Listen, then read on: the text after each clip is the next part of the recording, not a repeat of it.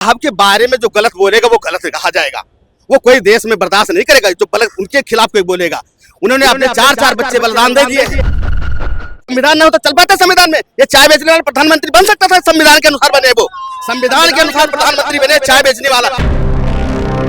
हम तो ये जानना चाहते हैं कि हिंदू राष्ट्र में फायदा क्या है और नुकसान क्या। अभी तो उसके बाद हम ये नहीं जाने कि हिंदू राष्ट्र में हो जो बनेगा तो उसमें होगा क्या, जो बनेगा तो उसमें होगा क्या। 70 साल उन्होंने राज किया है। इन्हें बताओ, कहते ये वो निकम्मे औलाद है, कहते 70 साल में क्या किया। उसने तो बताइए तेली है, चमार है, लोहा है, जमीनी जमान है, उसने डिवाइड किया है।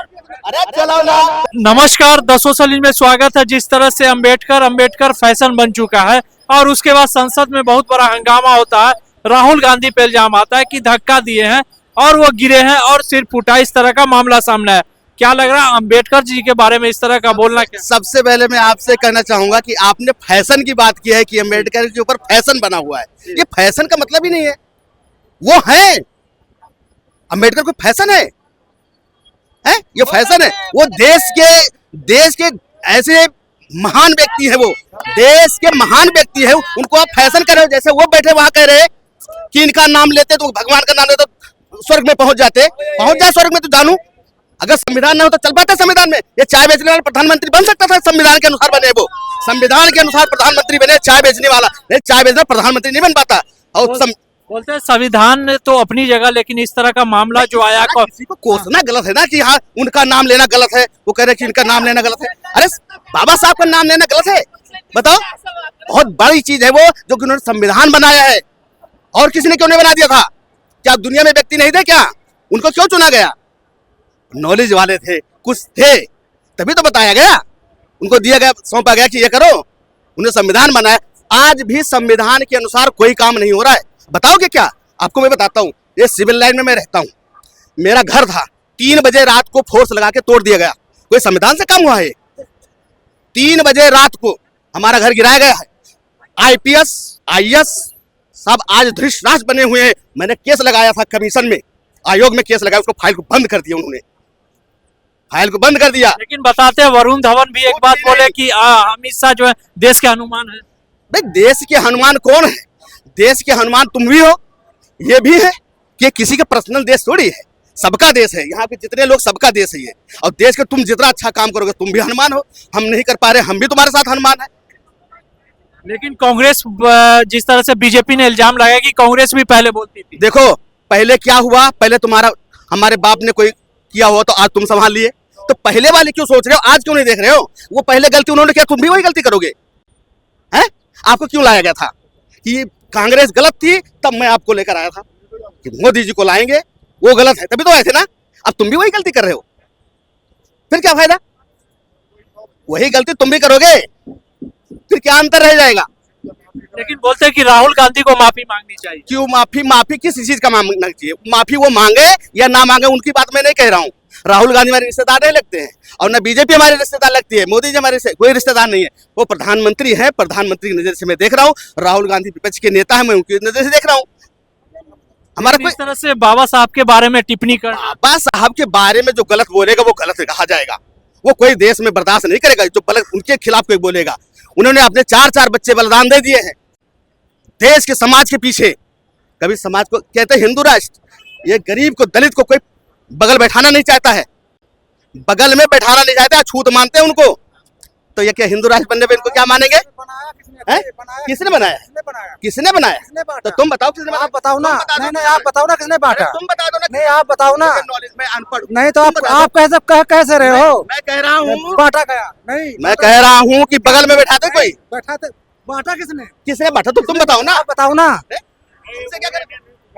आप बता दो, तुम जानते हो। बांटा कांग्रेस ने तो बांटा। ये तेली है, चमार है, लोहा है, जमीनी जमान है, उसने डिवाइड किया है। अरे चलो ना। 70 साल उसने राज किया। 70 साल राज उसने किया। 70 साल उन्होंने राज किया है। इन्हें बताओ, कहते ये वो निकम्मे औलाद है, कहते 70 साल में क्या किया? बाप दादा पढ़ा लिखा के बड़ा कर देते हैं, तब बाप लड़का कहता है तुमने क्या किया 70 साल इतने दिन में? है वही काम तो है बाप दादा को से। लेकिन इस तरह का पहली बार मामला उठा है संसद में। देखो वो गलत है। निर्णय साफ नहीं है। सीधी बात है, एक निचोड़ है। वो निर्णय नहीं है। नौकरी चाहिए तो हम दलित है, हाँ, वरना हम देश के नागरिक है। अब सिद्धांत समझ लो क्या है। नौकरी चाहिए, गलत नहीं। बस एक बताइए आप, मैं बताता हूँ, संसद भवन में बता दीजिए, आप आरटीआई लगाइए। मैं ज्यादा नहीं कहना चाहता हूँ, मैं ज्यादा नहीं कहा, संसद भवन में आरटीआई लगाइए, उसमें कितने दलित नौकरी कर रहे हैं, कितने दलित नौकरी कर रहे हैं। लेकिन एक हिंदू राष्ट्र की बात तो कर रहे हैं अमित शाह। हिंदू राष्ट्र की बात करना, हम तो ये जानना चाहते हैं कि हिंदू राष्ट्र में फायदा क्या है और नुकसान क्या। अभी तो उसके बाद हम ये नहीं जाने कि हिंदू राष्ट्र में हो जो बनेगा तो उसमें होगा क्या। पहले इसका जानकारी तब तो हम बताएं कि सही है गलत। हमें तो यही नहीं पता कि हिंदू राष्ट्र बनेगा तो होगा क्या उसमें, ये बात है।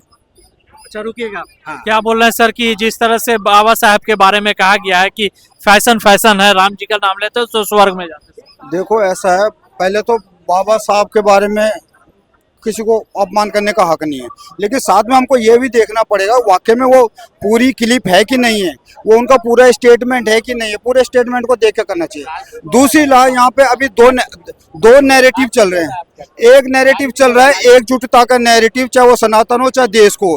एक नैरेटिव चल रहा है कि जो सनातन को फिर जातियों में बिखेरो, हर एक को उसकी जातियां याद दिलाओ, और जो भले उन्होंने खुद उस जाति के लिए कुछ ना किया हो, लेकिन उसको जो है जातियां याद दिलाओ और उसको सनातन को जातियों में बिखेरो। दूसरा क्या है, जहां तक रही बाबा साहब की बात ना, एक कांग्रेस के टाइम में इन्होंने लोकसभा में बाबा साहब को 2 बार हरवाया था।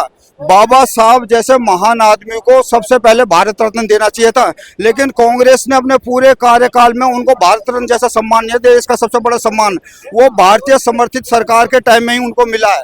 दूसरा क्या है कि ये जो घटना घटी ना, उनको जो सारंगी जो उनको गिराया गया है, वो एक बहुत ही शर्मनाक और दुखदायी घटना है।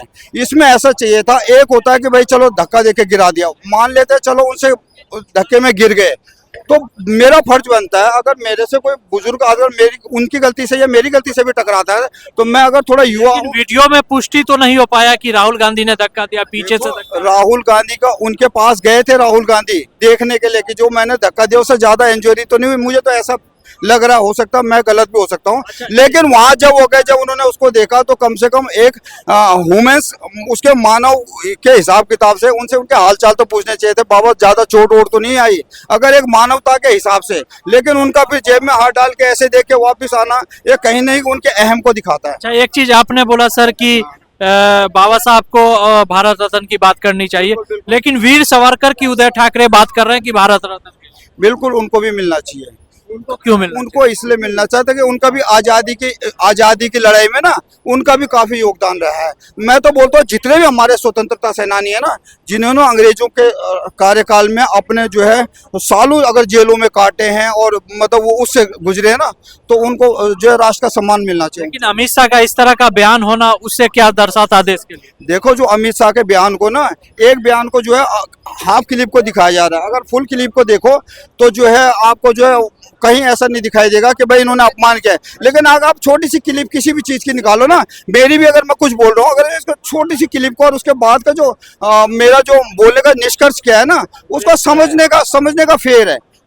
बोल रहे हैं कि वायरल क्लिप हुआ है, एडिट करके डाला। देखो, जो हमने सुना है वो गलत दिखाई दे रहा है, अब सच्चाई क्या है वो हमें नहीं पता। जो सुना है, हाँ,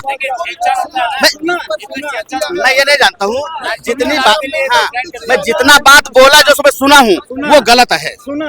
हाँ, मैं देखा है, सुना है, मैं उसमें न्यूज ये सुनने ना, मैंने उससे सुना, मैंने उसने बोला, इसने बोला, यही चीज है जो ना आपस में जो है सही तथ्यों को सामने नहीं आने दे रही। ये नहीं, जो देखा है वीडियो में तो यही चीज दर्शाया। हाँ, बिल्कुल यही दिखाई दे रहा है। जो हाँ, वो अपमान कर रहा है बाबा साहब का, वो अपमान कर रहा है। जो लोग सही बात रखना ही नहीं था, वो अपमान कर रहा है। हमें जो अब जो देख रहा हूँ वही बता रहा कर रहा है, हूँ, वो गलत है। क्या लग रहा है कि बाबा साहब को जिस तरह से बताया गया कि फैशन है अंबेडकर, अमित शाह ने बयान दिया, वो क्या सही है? देखिए, बाबा साहब को तो हम सर आंखों पे रखते हैं, जैसे हमारे प्रधानमंत्री हैं, बाबा साहब उनसे भी ऊपर है, क्योंकि संविधान लिखा उन्होंने, हमें जीने की बातें सिखाई हैं, उन्हें हमें देश में रहने का कल्चर सिखाया उन्होंने ये कहा बाबा साहब ने कि हम मजहबी बाद में पहले हिंदुस्तानी है। और देखिए, अमित शाह एक बड़े नेता हैं, गृह मंत्री हैं, और कोई नेता हवा में बात तो करता नहीं है। देखिए 2014 से पहले कहाँ संविधान लेके लोग घूमते थे। आज तो देखिए सांसद एक मंदिर है, आप मानते हो सांसद एक मंदिर है, कभी वहां पे कटवे मुल्ले ये आवाजें भी लगती हैं, कभी देशद्रोही की भी आवाजें लगती हैं। हमारे मोदी जी इसके ऊपर सख्त एक्शन लें। जो भी सांसद के अगर अंदर जो बकवासबाजी हो रही है उसके ऊपर हमारे मोदी जी सख्त से सख्त एक्शन लें।